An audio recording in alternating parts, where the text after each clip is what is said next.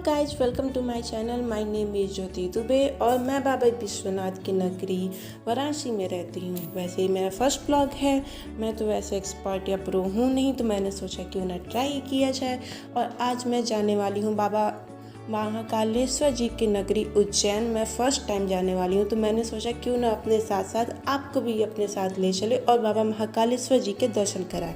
तो चलिए आप भी मेरे साथ हो जाइए रेडी और चलिए चलते हैं बाबा महाकालेश्वर जी के दर्शन के लिए। तो जैसा कि आप देख सकते हैं, हम हो गए थे रेडी, हमने पैकिंग भी कर ली थी और हम निकल पड़े रोड पे ऑटो पकड़ने के लिए। यहाँ से हम जाएंगे स्टेशन। ये मेरी छोटी बहन और वो मेरा भाई है, और वैसे हम 3 बहनें और एक भाई हैं। तो हमें मिल गई ऑटो और हम निकल पड़े स्टेशन के लिए।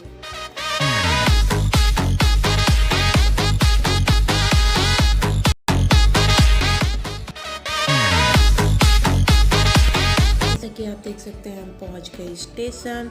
वहीं हम उतरेंगे प्लेटफॉर्म पे और हम करेंगे अपने ट्रेन के आने का इंतज़ार, क्योंकि हम बहुत जल्दी पहुंच गए थे। ट्रेन को आने में भी टाइम था, अभी 2 घंटे थे। तो हम बैठे थे, फिर उसके बाद हुआ हमारी ट्रेन का अनाउंसमेंट।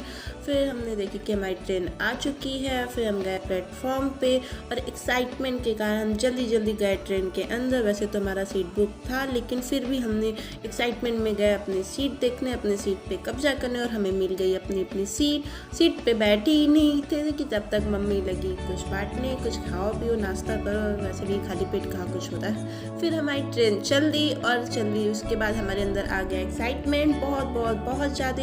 वैसे पहले से भी था, लेकिन अभी और ज़्यादा हो गया, क्योंकि हम जाने वाले थे बाबा महाकालेश्वर जी के दर्शन के लिए।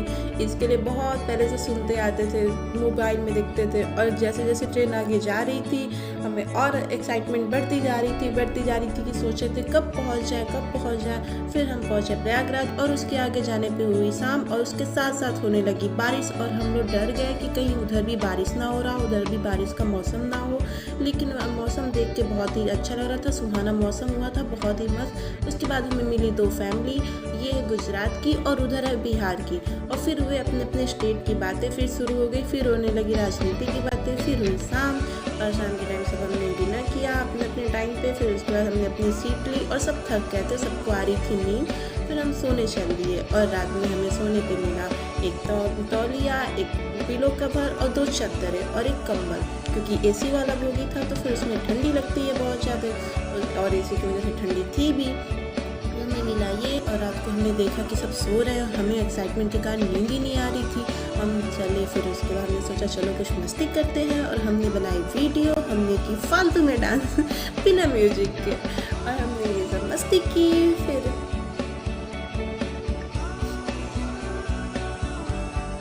फिर हमें नींद नहीं आ रही थी, तो हमने सोने की कोशिश की, पर हमें नींद नहीं आ रही थी। तो हमने अपने साथ साथ बाकी सबको जगा डाला, बाकी सबकी भी नींद उड़ गई। फिर सबने ऐसे मस्ती की, फ़ोटो ली, वीडियो बनाया, और सब वेट कर रहे थे मॉर्निंग होने का। फिर उसके बाद हुई सुबह, और सुबह होने की टाइमिंग थी हमें 7 बजे उज्जैन पहुंचने की। तो सब एक्साइटमेंट में और होने लगे खुश। तब तक हम पहुंचे बाबा महाकालेश्वर जी की नगरी उज्जैन, और सबकी एक्साइटमेंट और बढ़ने लगी, क्योंकि सब बहुत ज़्यादा एक्साइटेड हो गए थे बाबा महाकालेश्वर जी को देखने के लिए। फिर हम उतरे स्टेशन पे और वहाँ का नज़ारा देख के दिल खुश हो गया। आप भी देखो।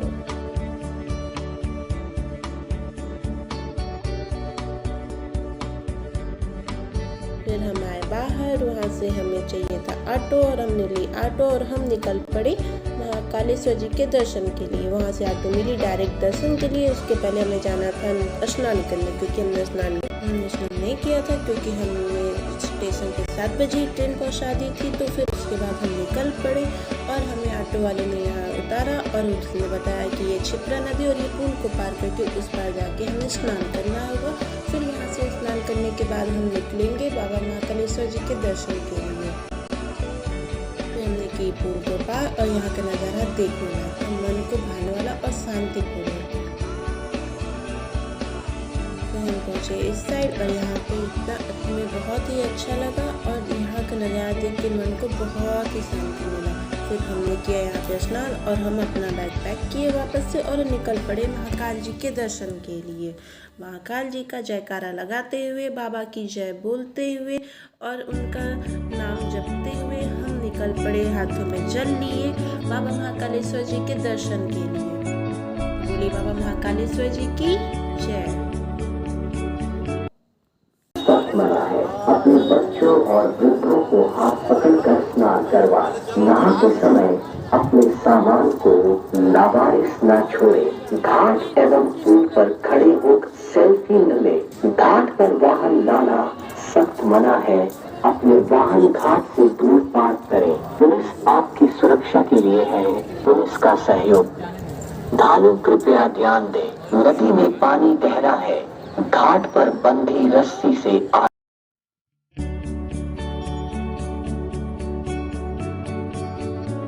फिर यहाँ से चौराहे को पार करते हुए हम चल दिए अंदर की तरफ, जहाँ से लाइन लगने वाली थी, लेकिन अंदर जाने पे पता चला इसके और अंदर जाने पे वहाँ से दर्शन के लिए लाइन लगने वाली है। फिर हम पहुँचे वहाँ जहाँ पे हमने स्लीपर जमा किए, अपने बैग रखे और वहाँ से प्रसाद लिए।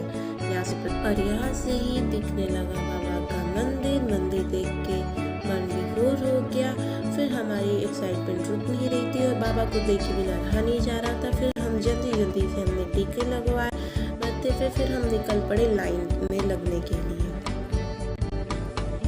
और अंदर जाते ही, अंदर का नज़ारा देखते ही मन एकदम शांत हो गया। मन में एक तरह की शांति आ गई, सारी चीज़ें भूल गई और बस बाबा महाकालेश्वर जी का ध्यान आने लगा।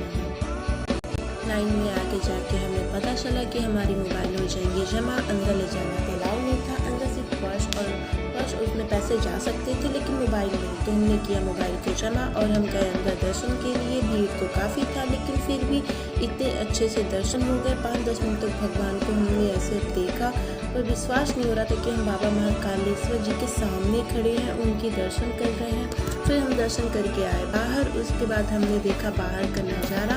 फिर यह ऐसा नज़ारा था कि किसी के भी मन को भा जाए और इतनी शांति थी कि मन में कोई चीज़ें आ ही नहीं रही थी। सारी प्रॉब्लम, सारी टेंशन, सारी चीज़ें सब गायब हो गई थी। मानो कुछ चीज़ें इफेक्ट ही नहीं करती, न दर्द ना कुछ। फिर उसके बाद हम एक एक चीज़ को दर्शन करते गए, देखते गए।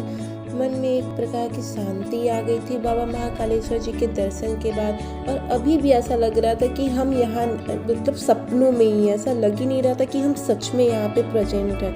ऐसा लग रहा था मानो हम सपना देख रहे हैं इन सब चीज़ों का। बहुत ही अच्छा था, बहुत ही।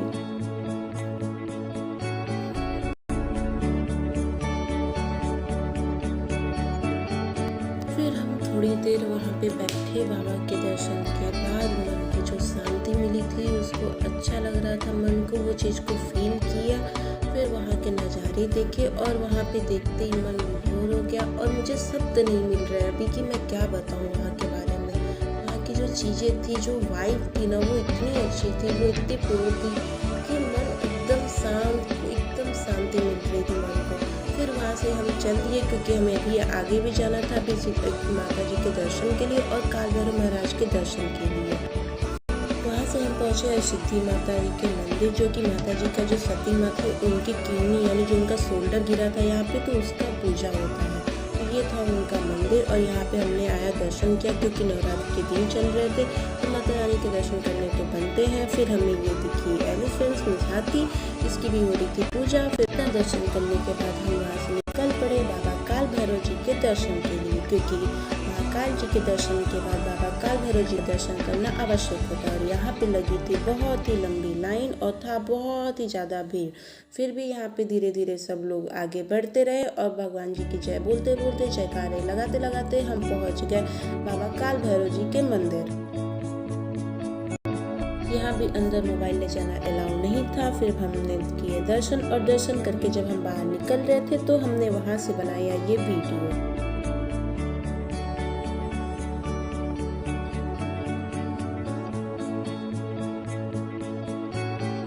फिर वहाँ से हमने पकड़ी ऑटो और हम निकल पड़े बस स्टेशन के लिए, क्योंकि हमें वहाँ से जाना था ओमकारेश्वर जी के दर्शन के लिए। और उसके पहले हम वहाँ से गए बस स्टेशन, क्योंकि वहाँ से हम पहुँचे बस स्टेशन पे हमें लगी भूख तो हमने किया पेट पूजा, क्योंकि बिना पेट पूजा किए कोई काम हो नहीं सकता। अभी बस स्टेशन उसके और आगे था तो हमने पेट पूजा करने के बाद पकड़ी ऑटो और हम निकल पड़े बस स्टेशन के लिए।